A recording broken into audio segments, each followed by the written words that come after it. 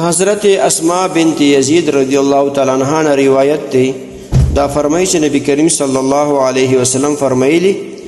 چې کله یو بندا د بل مسلمان ورور دفاع وکړي دغه خلاف چې کوم غیبت کیږي بدګویي کی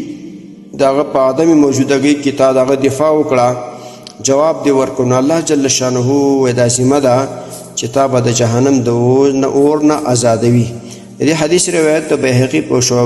شعب الایمان کې کړی دی. نو محترم مسلمانانو ورونو د دې حدیث نه خبره معلومه شوه چې کله یو سړی یو زنانه د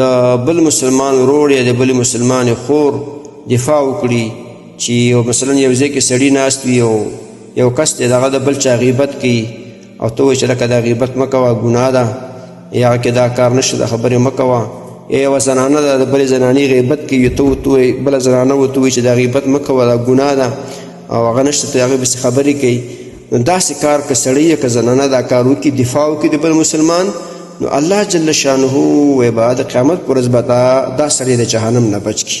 چې تا د الله د بنده نه دفاع وکړه مدافعه دې وکړه د هغه الزام دفع کړو د هغه غیبت یې کولو د هغې دفاع دې وکړه او هغه ته دې ویلې چې دا کار مه کوه دا ګناه ده